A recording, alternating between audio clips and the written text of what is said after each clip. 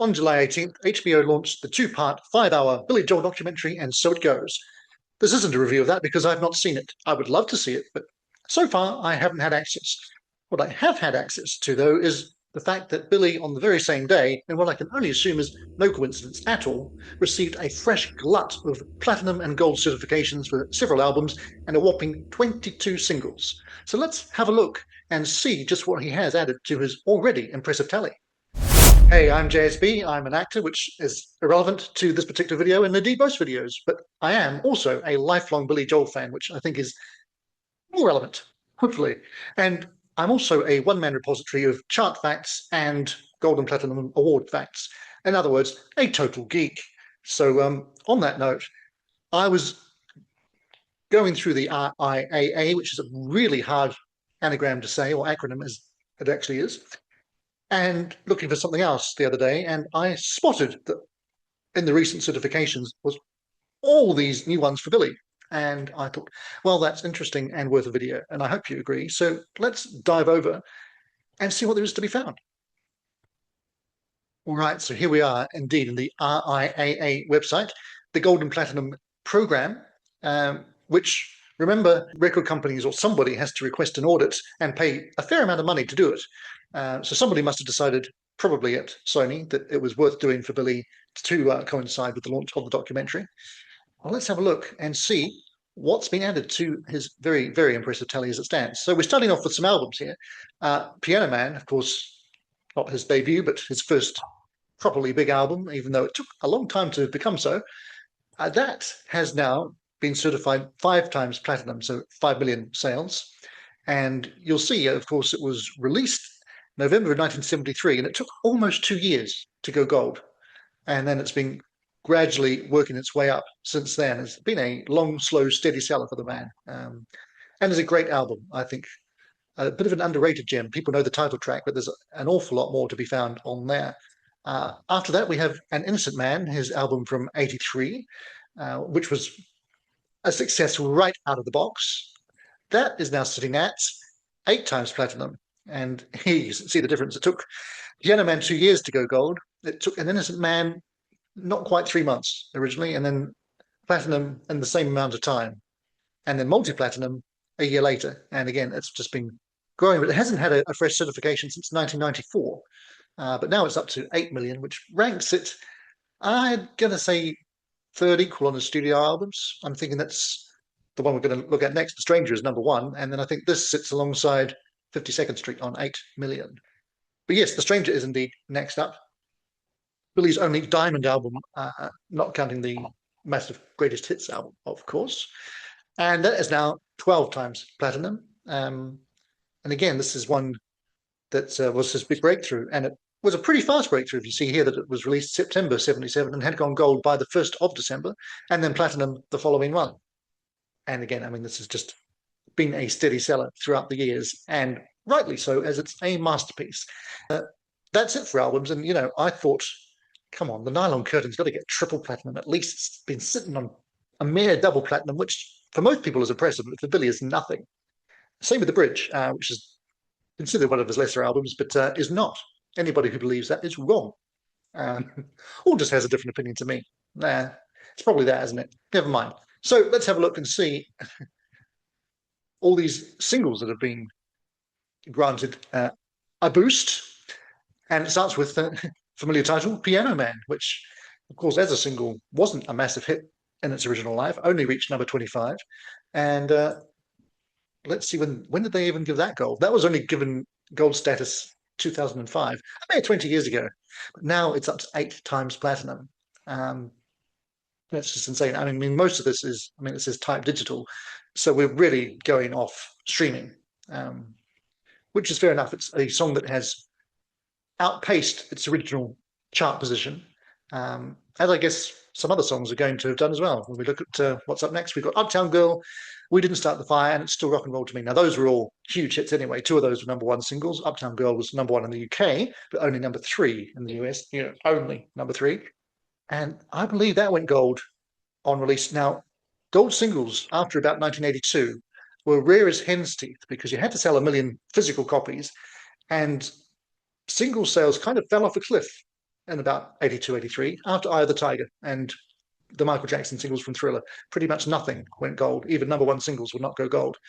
But Uptown Girl did. And then platinum 2018. Okay, and same story. Now it's 6 times platinum. And again, that is a song that has endured throughout the years. As We Didn't Start the Fire, I'm guessing that's not quite as high up. No, the same, 6 times platinum. And that was a gold single in November 1989. Now, by that time, because they hadn't been able to award many gold singles throughout the 80s, the RIAA, which is no easier to say the more times you do it, had reduced the qualifications for gold singles down to 500,000, which brought it in line with album sales and meant that they could start dishing out awards again and charging the record companies to do so, obviously. But that was a proper smash hit in its day. And even though it's not one of Billy's better tunes, it's memorable. So fair enough there. And it's still rock and roll to me, his first number one, 4 times platinum now. And again, a proper gold single at the time, 1 million sales and actual sales to get that award in July of 1980. That was a proper smash again. Now, here's one that was not a proper smash because it was never actually released as a single. Brilliant song, and one that's really come into its own in the streaming age. The young generation love the song, and with the right to. Vienna. Curious to see what that's got. See, this is not a new thing either. It went gold in 2018, but now it's triple platinum. And again, purely from streaming, I have to say, because, like I said, it never had a physical single release. And I'm not going to go through all of these individually because there's a heck of a lot, but let's have a look at the other songs getting new boosts. Only the Good Day Young. Again, not a major hit from Stranger. Number 24, Just the Way You Are. Massive song. Again, you'll see that that would have been a gold single at the time. Again, from the Stranger. My Life from the follow-up, 52nd Street. And I believe that went gold in its natural lifetime as well. Yes, gold, January 1979. And now triple platinum. And again, concert staple. I mean, Billy's not touring at the moment for reasons most of us will know, but when he is, that is in most sets and quite early on in most sets. Another Stranger track, She's Always a Woman. Again, not a huge chart single at this time. It reached 17. Longest Time from An Innocent Man. So both of these are from albums that have also had the new certifications. That was number 14 in 84. Moving out, Anthony song, another number 17 hit from The Stranger. Scenes from an Italian Restaurant, the greatest Billy Joel song of all time. Yes, it is. And again, like Vienna, was never released as a single. It would have been far too long for radio play, but it is a staple of his live sets, and that's platinum now. Again, it was gold in 2018. I mean, I've done a whole video on that particular song, so that will be in my Billy Joel playlist, which I'll share with you at the end. Now, his third and not final, his middle number one single, Tell Her About It. That was surprisingly not gold until 2001. See, this is what I'm talking about. A number one single in 1983 that didn't go gold at the time of release. Now it's platinum, so it's served its time. And that's interesting because that's not one Billy he's played very much at all. He's not really that keen on it. The River of Dreams, his last properly big chart single, number 3 in 1993, and that went gold only in 2021. So that surprises me. I thought that would have gone gold at the time, because, like I say, by that point you only had to sell 500,000, and it was a big hit. But there you are. Lullaby, Goodnight My Angel, from the same album, is now platinum, and that was not a chart hit at all. Only reached 77. We've still got more to go. I mean, it just keeps going on. This is a huge swathe of his songs that have been given these new awards. Honesty is gold. That was only number 24 as a single in 1979. A Matter of Trust from The Bridge, top 10 hit, but hugely well known. One of his more rocking tunes. That's now gold. Captain Jack, again, a fantastic song that was never released as a single, and that closes the Piano Man album. So again, a very good reason to go back to that. Now 5 times platinum full album recording. And So It Goes is gold. Don't ask me why is gold. Pressure is gold. I love Pressure. And The Stranger is gold. Again, not a song that was ever released as a single. I mean, Pressure was a top 20 hit, but again, in the 80s, it was never going to sell 1 million or even 500,000. But this is begging the question for me. What value does a gold single have now if something like And So It Goes, which Billy himself has said is, when he's been asked, what's an unknown song of yours that people should hear? This is what he gives as an example. And it's true. I don't think most people would know And So It Goes. So how the hell is it a gold single? Because a gold single should be something rare, something few people can actually get. But now it just seems in the streaming age, anything can go gold or platinum. It doesn't need to chart. I don't know how I feel about that. Oh, yes, I do know how I feel about that. I think it cheapens the whole thing. But there we are. 25 new certifications to go along with the release of the documentary. A lot of new awards, and where he's going to put them all, who can say? I mean, I know he's got a big house, but yeah, that is an awful lot of wall space.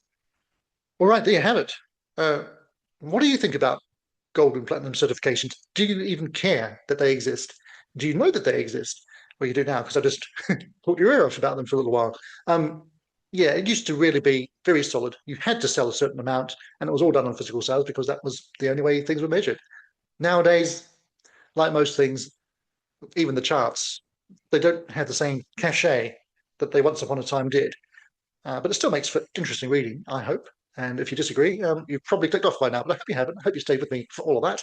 And if you like Billy, and presumably you do if you're watching this video, check us out next week when I'm joined again by my friend Sean, and we're going to look at the two new songs that were, well, new in 1985, celebrating their 40th anniversary. They were the additions to the Greatest Hits Volume 1 and 2 album. And we're going to be choosing which of those is our favorite.